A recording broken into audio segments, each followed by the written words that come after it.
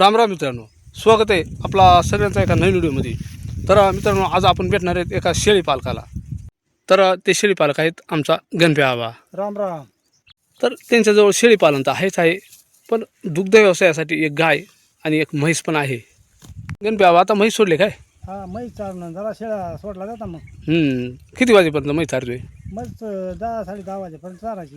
ने- पुढे शेळ्या सोडायच्या. निर्व्यक्त पोत. हा तर आता आपण त्यांचा जो शेळ्यांचा शेड आहे ना, तिकडे जाणार आहेत. तर मग त्यांचे नियोजन कसं आहे शेळ्यांचा, तो शेड कसं आहे, वार्षिक उत्पन्न किती, शेळ्या किती आहेत, बिबट्यापासून त्याला काही भीती आहे का नाही, या सगळ्या गोष्टी जाणून घेणार आहेत. चला आता आपण त्यांच्या शेडकडे जातोय. आणि ही जी वस्ती दिसते ना, ही त्यांची वस्ती आहे. रानातच आहे मित्रांनो ही वस्ती.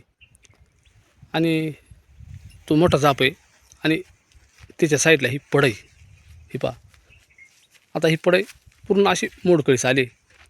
म्हणजे पहिल्या याच्यात शेळ्या राहायच्या, पण आता ह्या वस्तीपासून थोड्या लांब, म्हणजे इकडं त्यांनी शेड बांधला आहे समोर. पहा, तो शेड आहे ना तिकडं समोर आहे असा. तर आता ह्या वस्तीपासून म्हणजे काय अंतर होत आहे, तिथं चालू आहे आपण आता. आणि शेडपासून जवळच एक खड्डा काढला आहे आणि त्याच्यात कागद टाकून शेततळ्यासारखा असा पाणी साठवलं आहे त्याच्यात. आता ह्या पाणी शेळेली जनावरांसाठी वापरायसाठी ह्या पाणी त्यांनी साठवलं आहे. कारण आमच्या भागात कधी कधी पाण्याची टंचाई बसते का नाही. उन्हातून तापून आली म्हैस, धुवायला लागत आहे, थोडं पाणी टाकायचं लागत आहे ना गं. मग हा, हे पाणी टाकलं म्हणजे नाही डोबड्यात जाते ना तेव्हाच ऊन होते आहे का नाही. तर अशा प्रकारे पाण्याचा साठा करून त्याचा वापर केला जातो आहे जनावरली पाणी. आणि हा त्यांचा शेळ्यांचा शेड. आणि शेडच्या बाहेर शेळ्या बांधल्या त्या पहा. आणि ह्या टायमाला शेडच्या बाहेर शेळ्या बांधाव्या लागतात, म्हणजे साफसफाई झाडझटकी करावं लागते का नाही. कारण सकाळ संध्याकाळ त्यांच्या लेंड्या ह्या त्या गोमित्र ह्या सगळं झाडावं लागत आहे. स्वच्छता ही शेडमध्ये ठेवावंच लागते. तर आता आपण थेट जाणार आहोत त्या शेडमध्ये. तर आता गणप्या आबा म्हैस बांधली त्यानं आणि तो बसला आहे तिथं आता खाटो. ही खाट म्हणजे इकडं झोपत आहेत का? इकडे एक माणूस लागत आहे ना झोपायला. म्हणजे एक माणूस इकडं राहत आहे ना, का बरं? जनावर येत आहेस ना वाघ. वाघ येत आहे का? हा कधी आढळण्यात आलता का? हा आठवड्यात आला ना, 1-2 बार आला होता. कसं काय कुठून? इथून असा आला हां तिथे दारापर्यंत आला आणि मग इथून जागा आली पाहिला, हां. लगेच गेला निघून. पण मग आता चांगलं जाळी बिळी पॅक मारेल नाही कोण? मारले पण मग तरी जायला नेटे ना, थाप मारतोय. थाप मारतायस ना? हा आवड देता थाप मारता ओढायचा प्रयत्न करत असाल ना? वाढायला प्रयत्न करतो, पण मग तार असल्यामुळं त्याला काही चांगलं पॅक आहे, पण मग त्या काही एरीचं वापरायचं ना जनावरा. वफळायचे ना जनावरा. आणि मग दुसरी जनावर राहतात का इकडं? हा तर दुसरी जनावर आहेत ना, गाई म्हशी. आणि मग आता म्हैस बांधली, मग आता आता जेवण करून किती वाजता शेळ्या सोडायच्या? मग जेवण झालं का आता नेजा सोडून चारायला. तरी ते एक दिवस सांगितलं का, मला लक्षात नाही राहिला किती शेळ्या तिकून तू आल्या? सगळे 19 आहेत. 19 ना? हा आणि त्यात गाभण किती याची? गाभण आता 2-3 गाभण येते, हां, बाकीच्या जंगल. बाकी जणल्या 2-3 गाभण आहेत. हा आणि बोकड किती झालं? बोकड आहेत 6-7 बोकड येते आणि पाठी? आणि पाठी 6-7 आहेत. आणि जनायला बाकीचे आहेत ते आता कधी सीजनला आहेत का कवा आता? आता एवढ्या पुढच्या महिन्यामध्ये जमते. तरी पण आता समजा आता ही शेळ्यांच्या मागं एवढा, आता समजा एवढा धांदळ आपण म्हैस चारणे, त्याच्यानंतर दिवसभर शेळ्यांच्या मागं फिरतोय, तरी वार्षिक उत्पन्न किती होते? वार्षिक उत्पन्न वयाला शेळ्यांचे उत्पन्न जर म्हणलं तर 1,00,000, 1,25,00,000, 1,50,000 रुपये जाते भरती. असं ना? हा म्हणजे आता शेतीचं काय आपली पोटापुरता राहते, हा, आपली काही बागायत शेती नाही आहे ना. कोरडवाहू शेती आहे. हां, कोरडवाहू शेती आहे. काही उत्पन्न फक्त पावसाळ्याच असतं, काय बुवा पण निघत नाही खरं. कदाचित चांगलं आहे. शेतीत परवडतं का जित्राबामध्ये परवडतं शेळी? जिताबामध्ये चांगलं आहे. जिताबाद थोडी रखड आहे. रखड म्हणजे विळबत त्यांच्या मागं उभा राहणे, त्यांच्या मागं तरी फिरवणे, पण मग उत्पन्न त्यांच्या मागं भरपूर आहे.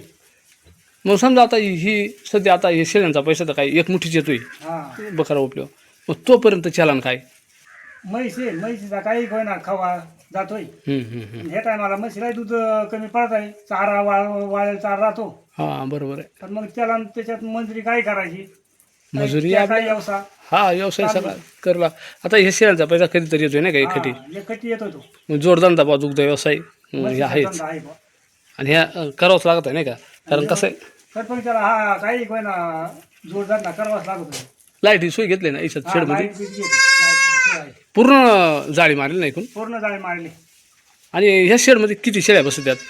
त्याच्या मध्ये जर तसंच पाळला ना हा. 70-80 शेळी बसते. या शेडमध्ये ना हा 70-80 शेळी बसेल, पण एवढ्या काय आपल्याकडे शेळ्या नाही राहते. एवढ्या शेळ्या नाही. आणि ह्या शेडला मग साधारणतः किती खर्च आलाय? याला तरी 60-70 हजार रुपये खर्च आला. 60-70 हजार. पण ते काय आता 2-3 वर्षाच्या काळात बांधलेली तो. हा आणि शेळ्यांचे उत्पन्न 1-1.25 लाख रुपये मासिक राहते. मासिक. पण शेळे राहून गेला, शेडचा खर्च शेळीने फेडून टाकला असेल ना. फिरून टाकला असेल. खर्च फिरून 1 वर्षातच फिरून टाकला म्हणायला. हां म्हणजे आणि शेडे राहून गेला. शेळ्या राहून गेला काही. अजून जर पॅक केला नाही ऐकून अशी थोडी भीत घालून आणि बीट, मग मध्ये ते आहे डोक्यात आता बीत इकडून मागून बीट घालून घ्यायची.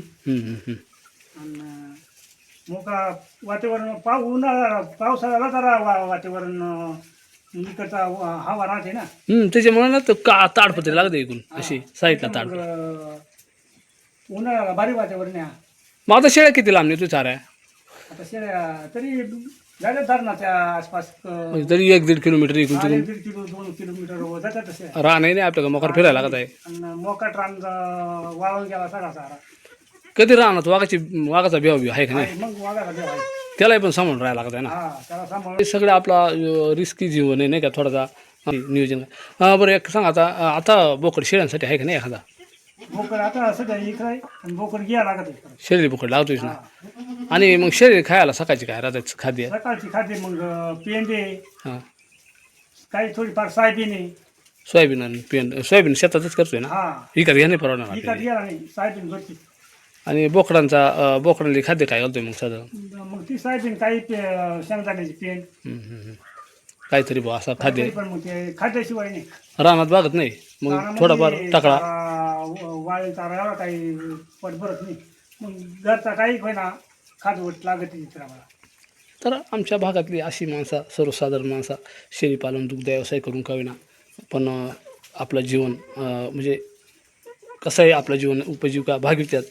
आणि आता जीवन असे काही गणपती आपण एवढ्यात म्हैस सोडली होती आणि म्हैस चारून तो आता जेवण आणि पुन्हा शेळ्यांकडे जाणार आहे. आणि काहीतरी धावपळ केल्याशिवाय नाही का आहे का नाही? थोडीफार धावपळ करायच लागते इकडून तिकडून. परपंचामध्ये काहीतरी धावपळ करावंच लागत. हां बरोबर आहे. केल्याशिवाय तर काही गती नाही ना. आता सध्या शेळ्या मग साफसफाई करायची असल्यामुळं मग बाहेर बांधतात ना. हा सर इकडून मग बाहेर जागा आहे ना. हम्म. बाहेर बांधायच्या बाहेरून परत आता आणायच्या. किती बाऱ्या तरी वाघाला म्हणजे किती बाऱ्या येले काय किती बाऱ्या येले इकडे शेडमध्ये? 2-4 वेळा झाला यायचं म्हणा. 2-4 बाऱ्या झालं पण मग काही चाल खात येत नाही ना. काय ह्या केलं नाही पण याचाच शेडच्या भोवतीनं घर का मारून हां आणि मग जायचं. पण 2-3 वेळा त्यांना नेट असल्यामुळं त्या थाप मारली पण त्याचा काही जमला नाही. एक बाऱ्या उसात बकरून नेला तुझ्याकडून कसा काय नेला त्या? तो बकरू म्हणजे आता शेअरचा टाईम झाला होता आणि तिथून मला निघाल्या करा परत घरी निघतील तर मग परत वळल्या बा. हां तर मग तिथं वळल्याबरोबर लगेच त्यांना लक्षच येईल असं त्यानं लगेच उडावला. लगेच उडावला. कुठून नेतात तेव्हा शेळ्या? तर इथंच नेलं त्या तेजुरी येते अंग तेव्हा त्या बाजूला नेल्या. बरोबर आहे. तर चला आता गणपती तो पण मस्त माहिती दिली. तर असो आपल्या मित्रांसाठी एक उत्साह काय एवढ्या वयाची माणसं आहे तरी असा व्यवसाय करतात. आणि आजकाल शाळा शिकू नये नाही का गणपती बाबा कधी नोकरी लागेल त्याचा काही भरोसा नाही ना. नोकरीपेक्षा हे उत्पन्न जास्त आहे. हां तर रखड यायच्या म्हणजे थोडी. हां बरोबर आहे. पण रखडाची काय आपल्या याच्यावर राहते आपल्या मनावर राहत आहे. एक सुशिक्षित नोकरीचा कसा राहत आहे तो टायमिंग म्हणजे टायमिंग. हां बरोबर आहे. नोकरी लागली तर लागली नाही तर मग असा व्यवसाय जरी केला ना आपला एक छोटासा शेड बांधून थोडा फिरिस्त शेळीपालन. आता आपलं काही फिरिस्त आहे बंदिस्त नाही कारण आपल्याकडं चरायला काय चारा नाही आपल्याकडं काही पाणी नाही का. पाणी नाही. तर मित्रांनो एक उत्कृष्ट माहिती गणपती आपण आपल्याला दिली. एवढ्या वयात पण ते एवढी धावपळ करून शेळ्या सांभाळतात. आणि हा शेळीपालन म्हणला का सुशिक्षित बेरोजगारी एक मात करण्याचा हा एक व्यवसाय आहे. आणि शेळीला आपली गरिबाची गाय मानली जाते. तर नक्कीच मित्रांनो आता शाळा शिकून सगळीच नोकऱ्या भेटते नाही. मग अशा वेळेस आपण असे पण व्यवसाय करू शकतात मित्रांनो. दुग्ध व्यवसाय शेळीपालन सगळ्या गोष्टी करू शकतात. तर चल गणपती बाबा आपण मस्त माहिती दिली त्याबद्दल आपल्या मित्रपरिवारला एक बरा राम तुझ्यातर्फे घालावा. राम राम. तर चला मित्रांनो पुन्हा ह्या व्हिडिओमध्ये आपण इथंच थांबतोय. जय हिंद जय महाराष्ट्र.